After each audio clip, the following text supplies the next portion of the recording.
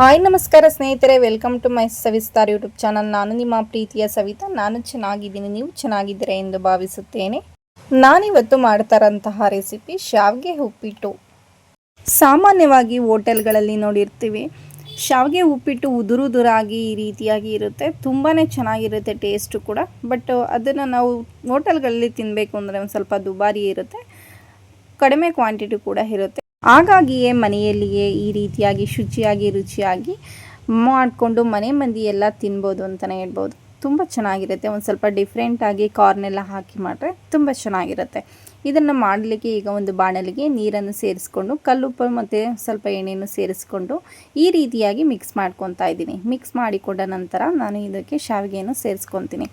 ಯಾವುದೇ ಕಾರಣಕ್ಕೂ ತಣ್ಣೀರಿಗೆ ಶಾವಿಗೆಯನ್ನು ಹಾಕಬೇಡಿ. ಬಿಸಿಯಾದ ನೀರಿಗೆ ಶಾವಿಗೆಯನ್ನು ಸೇರಿಸ್ಕೋಬೇಕು. ಆವಾಗಲೇ ಶಾವಿಗೆ ಉದುರಾಗಿರೋದು. ಅದ್ರ ಜೊತೆಗೆ ಕಲ್ಲುಪ್ಪು ಮತ್ತು ಎಣ್ಣೆಯನ್ನು ಸೇರಿಸ್ಕೊಂಡ್ರೆ ಒಂದಕ್ಕೂ ಒಂದು ಅಂಟೋದಿಲ್ಲ. ನೋಡಿ ಯಾವ ರೀತಿಯಾಗಿ ಇದೆ ಅಂತೇಳಿ. ಬೆಂದಿದೆ. ಕೇವಲ 2 ನಿಮಿಷಗಳು ಮಾತ್ರ ಇದನ್ನು ಒಂದು ಸ್ವಲ್ಪ ಬೇಯಿಸ್ಕೊಂಡು ಫ್ಲೇಮ್ನ ಆಫ್ ಮಾಡಿ ಇದನ್ನು ಸ್ಟ್ರೈನರ್ ತೊಗೊಂಡು ಒಂದು ಸ್ವಲ್ಪ ಇದನ್ನು ಸಪ್ರೇಟಾಗಿ ಮಾಡ್ಕೊಬೇಕು.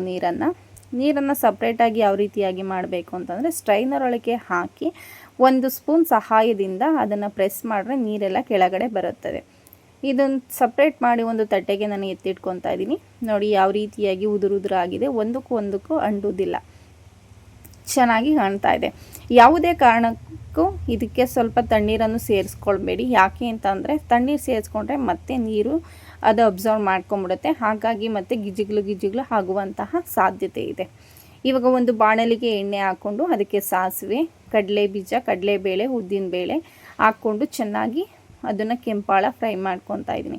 ಇವಾಗ ಸಣ್ಣದಾಗಿ ಕಟ್ ಮಾಡ್ಕೊಂಡಿರುವಂಥ ಹಸಿರು ಮೆಣಸಿನ್ಕಾಯಿ, ಈರುಳ್ಳಿಯನ್ನು ಕೂಡ ಸೇರಿಸ್ಕೊಂಡು ಅದು ಹಸಿ ವಾಸನೆ ಹೋಗುವವರೆಗೂ ಚೆನ್ನಾಗಿ ಫ್ರೈ ಮಾಡಿದ ನಂತರ ಕರಿಬೇವಿನ ಸೊಪ್ಪು ಕೂಡ ಸೇರಿಸ್ಕೊಂಡು ಒಂದು ಸ್ವಲ್ಪ ರುಚಿ ಚೆನ್ನಾಗಿರಲಿ, ಟೇಸ್ಟ್ ಚೆನ್ನಾಗಿ ಬರಲಿ ಅಂತ ಹೇಳಿ ಅದಕ್ಕೆ ಸ್ವಲ್ಪ ಹಿಂಗನ್ನು ಸೇರಿಸಿಕೊಳ್ತಾ ಇದ್ದೀನಿ. ಹಿಂಗನ್ನು ಸೇರಿಸ್ಕೊಂಡು ಎಲ್ಲ ಚೆನ್ನಾಗಿ ಫ್ರೈ ಮಾಡಿದ ನಂತರ ಅದಕ್ಕೆ ಸ್ವಲ್ಪ ಕಾರ್ನನ್ನು ಸೇರಿಸ್ಕೊತಾ ಇದ್ದೀನಿ. ಕಾರ್ನ್ ಇದ್ದರೆ ಹಾಕ್ಕೊಳ್ಳಿ, ಇಲ್ಲಾಂದರೆ ಸ್ಕಿಪ್ ಕೂಡ ಮಾಡ್ಬೋದು. ನಾನು ಯಾಕೆ ಹಾಕ್ಕೊತಾ ಇದ್ದೀನಿ ಅಂತಂದರೆ, ಶಾವಿಗೆ ಉಪ್ಪಿಟ್ಟಲ್ಲಿ ಕಾರ್ನ್ ಸಿಗ್ತಾರೆ, ತುಂಬಾ ಚೆನ್ನಾಗಿರುತ್ತೆ.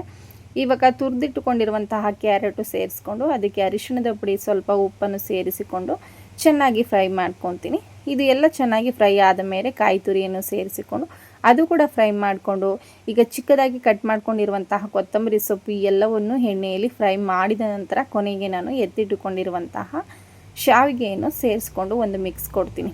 ಈ ರೀತಿಯಾಗಿ ಚೆನ್ನಾಗಿ ಒಗ್ಗರಣೆಗೂ ಮತ್ತು ಶಾವಿಗೆಗೂ ಚೆನ್ನಾಗಿ ಮಿಕ್ಸ್ ಮಾಡ್ಕೊಬೇಕು. ಮಿಕ್ಸ್ ಮಾಡಿಕೊಂಡ ನಂತರ ತುಂಬಾ ಟೇಸ್ಟಿಯಾಗಿರುತ್ತೆ. ನೋಡಿ ಯಾವುದೇ ಕಾರಣಕ್ಕೂ ಅದರಲ್ಲಿ ಒಂದು ಸ್ವಲ್ಪನೂ ಕೂಡ ಅಂಟಿಲ್ಲ, ಉದುರಾಗಿ ಕಾಣ್ತಾ ಇದೆ. ತುಂಬ ಚೆನ್ನಾಗಿದೆ. ಇವಾಗ ಬಿಸಿಯಾದಂತಹ ಶಾವಿಗೆ ಉಪ್ಪಿಟ್ಟು ಮನೆಯಲ್ಲಿಯೇ ಹೋಟೆಲ್ ಶೈಲಿಯಲ್ಲಿ ರುಚಿಕರವಾಗಿ ಸವಿಯಲು ಸಿದ್ಧವಾಗಿದೆ. ಸೊ ಈಗ ಮನೆ ಮಂದಿ ಎಲ್ಲ ಕೂತ್ಕೊಂಡು ಆರಾಮಾಗಿ ಮನೆಯಲ್ಲೇ ಮಾಡಿಕೊಂಡು ಈ ರೀತಿಯಾಗಿ ತಿನ್ಬೋದು. ಈ ರೆಸಿಪಿ ನಿಮಗೆ ಇಷ್ಟ ಆಗಿದ್ದರೆ ಖಂಡಿತವಾಗಿಯೂ ನಮ್ಮ ಚಾನೆಲ್ನ ಸಬ್ಸ್ಕ್ರೈಬ್ ಮಾಡಿ, ನಿಮ್ಮ ಫ್ಯಾಮಿಲಿ ಮತ್ತು ಫ್ರೆಂಡ್ಸ್ಗೂ ಕೂಡ ಶೇರ್ ಮಾಡಿ. ನೀವು ಕೂಡ ಈ ರೀತಿಯಾದಂತಹ ರೆಸಿಪಿ ಟ್ರೈ ಮಾಡಿ ಅಂತ ಹೇಳ್ತಾ ನಾನು ಮುಂದಿನ ರೆಸಿಪಿಯೊಂದಿಗೆ ಬರ್ತೀನಿ. ಅಲ್ಲಿವರೆಗೂ ಟೇಕ್ ಕೇರ್, ಬಾಯ್.